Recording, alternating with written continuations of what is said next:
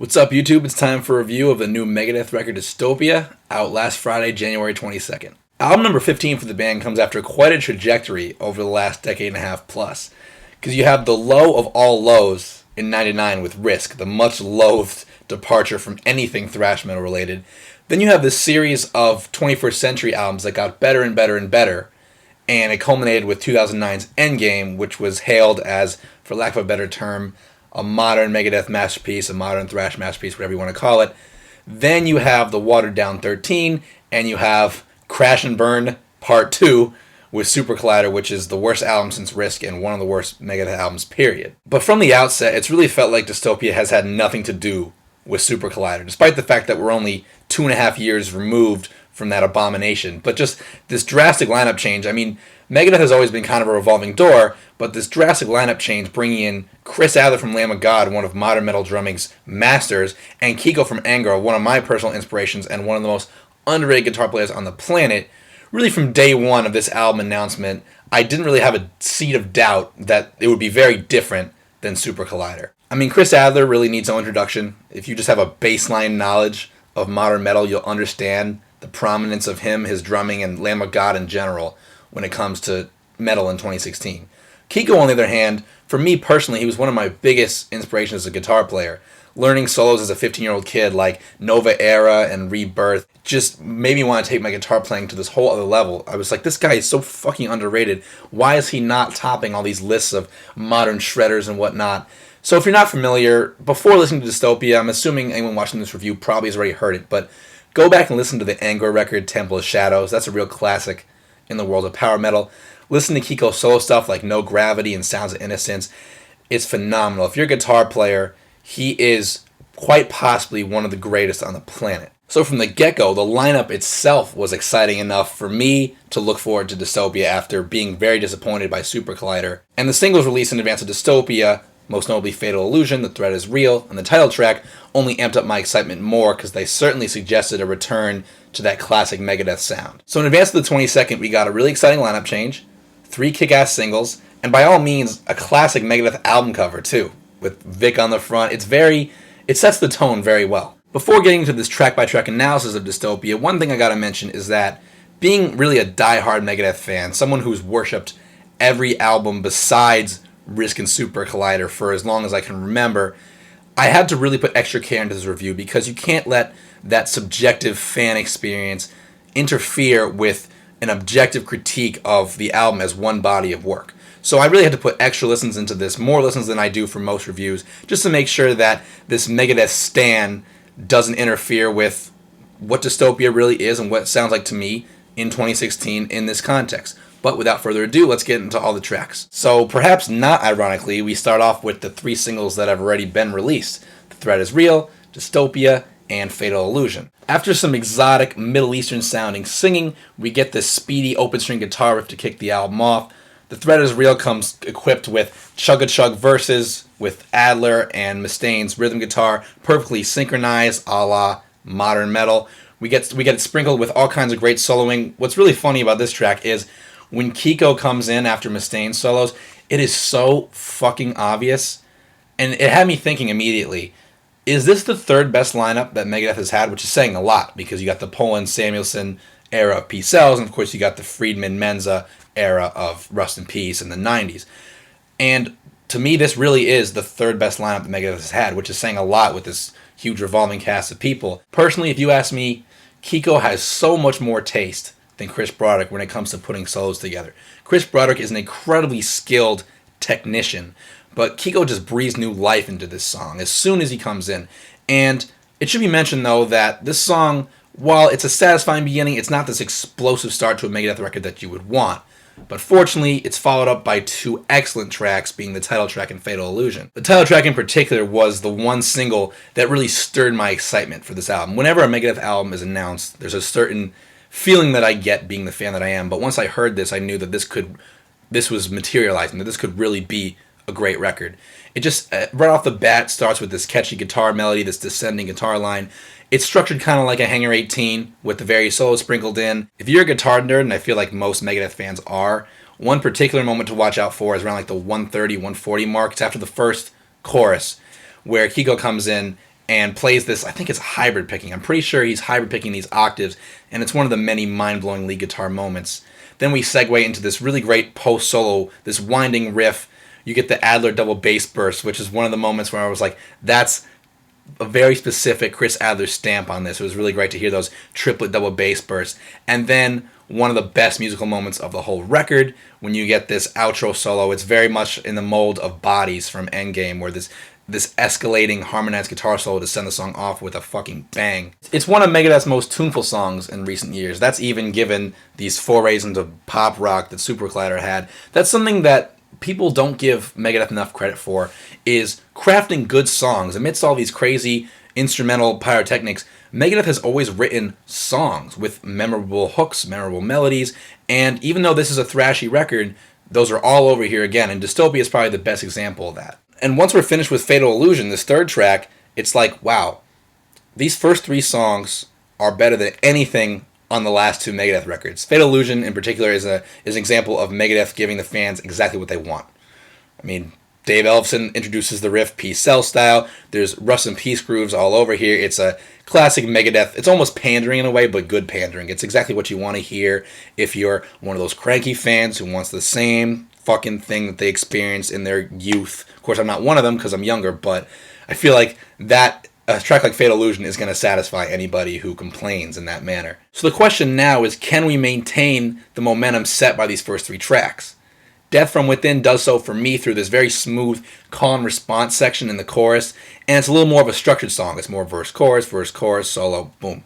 It's more of that, which is definitely not a bad thing in the Megadeth world, because in recent years, we've seen great tracks that have more of a traditional structure to them and aren't as all over the place as the songs on Rust in Peace and Peace Cells can be. Unfortunately, we hit a bit of a wall here with track 5, Bullet to the Brain, which is a very tough song to justify. I don't care how big of a Megadeth fan you are, there's just nothing redeeming about this song. Dull chorus, dull lyrics, dull riffs, even dull solos. Just doesn't do anything to advance the album. It doesn't put anything that's not already there. Then we transition to track 6, Post-American World. It's kind of a standard mid-tempo Megadeth thrash tune. Some awesome drums on this one from Chris Adler. A cool acoustic interlude, too, to break up the monotony. It's a decent hook in terms of the chorus, but there's a very lousy pre-chorus that doesn't really go anywhere. Still a step up from Bullet to the Brain, but at the end of this track you realize, this album has dipped a little bit. It gets a little worrisome. But quite frankly, those worries are quickly put to rest by this next track, Poisonous Shadows, the 7th track overall on Dystopia. It's a song that has been talked about a lot in discussions about this album because it's a departure for the band. Even after 15 albums, you can still get a departure, which is so exciting. Aesthetically, Poisonous Shadows is a very dark song by Megadeth standards. It starts with this big dramatic instrumental intro that lasts like a minute and a half before segueing into these menacing, chugging verses that are backed by really what makes this song these synth and string arrangements that come in and out. It really just gives it a whole extra texture. And then by the time you get to this chilling chorus melody, the song's already been driven home. 100% the high point of this album. Modern Megadeth at their absolute finest. I particularly enjoyed how the last chorus was sent off with a solo behind it before segueing into the piano outro. So after a peak like Poisonous Shadows, where do you go? You go off into instrumental land. We're not going to review the iTunes or Best Buy editions of this. We're not going to talk about Look Who's Talking or Last Dying Wish. We're just going to go right into the standard edition, which in this case is the instrumental Conquer or Die. It was definitely a great choice placing an instrumental at this spot in the track listing. This is definitely in the Dialectic Chaos mold, the opening track off of Endgame, except it's a radically different song because it starts off with these tasty neoclassical guitar licks, and if you've heard any Kiko solo stuff, you can only guess that he's the brainchild behind this song. It's very motify, and he essentially just takes this big long solo, but after Conquer or Die, you cannot complain about there not being enough guitar noodling on Dystopia because there's enough licks in this song to cover most bands' entire albums. We now come to the song Lying in State, which is slightly monotonous because it has this constant triplet feel, but at least the intensity hasn't let up here because we had this big dark epic with Poison Shadows, then we had instrumental, so it's time to kick the thrash back into gear. That's exactly what this song does.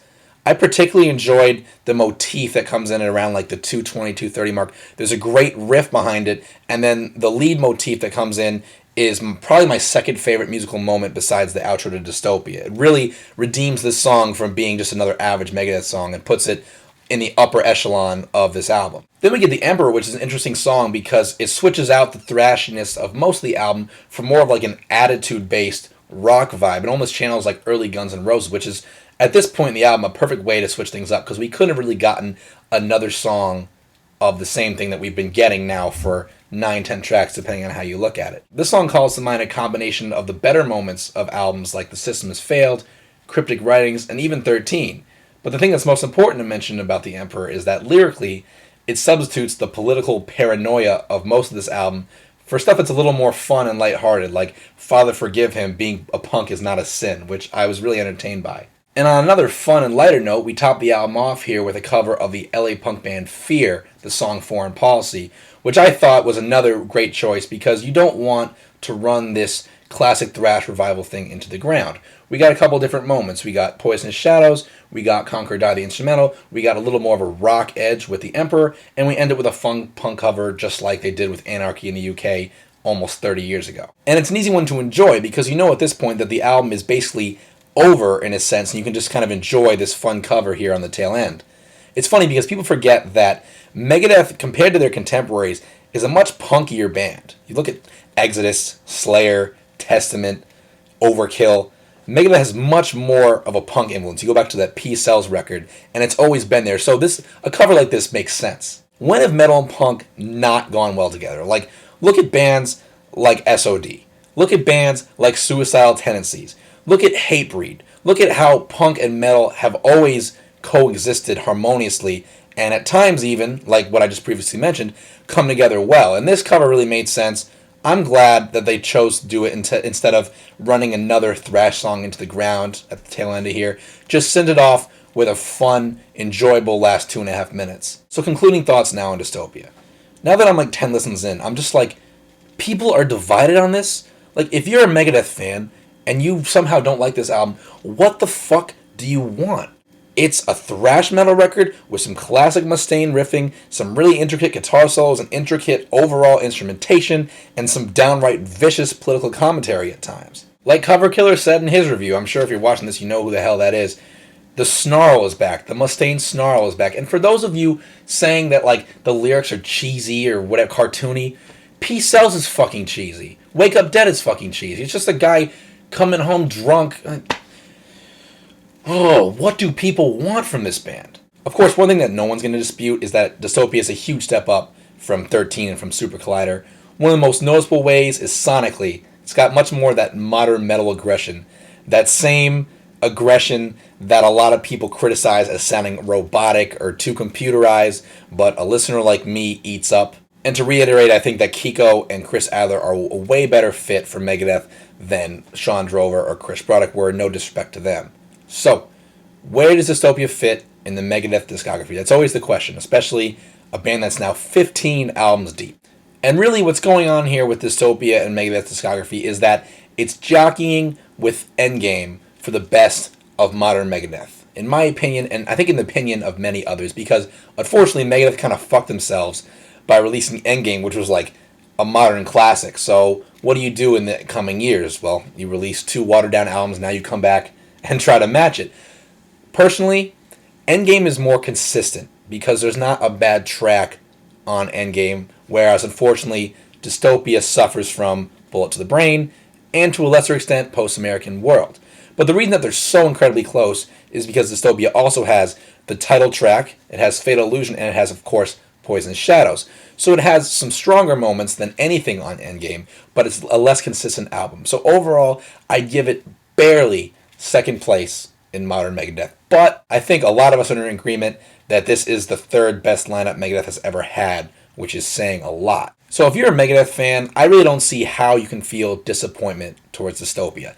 Unless you were literally having like a month-long Rust in Peace and Peace Sells marathon in your bedroom. This is not a perfect album, but it's an excellent one. One that personally I did not expect this late. I really had almost given up on Megadeth after 13 and Super Collider. So for them to come back this strong with such a strong new lineup is really promising and really exciting. Hope you guys enjoyed the record as much as I did. Feel free to leave a comment with your thoughts. You think I'm an idiot? You think the Mustaine sucks? He's crazy? His lyrics are corny? Let me know. It's always fun to debate this stuff. And of course, thanks for watching. Subscribe if you want to, and I'll see you guys next time.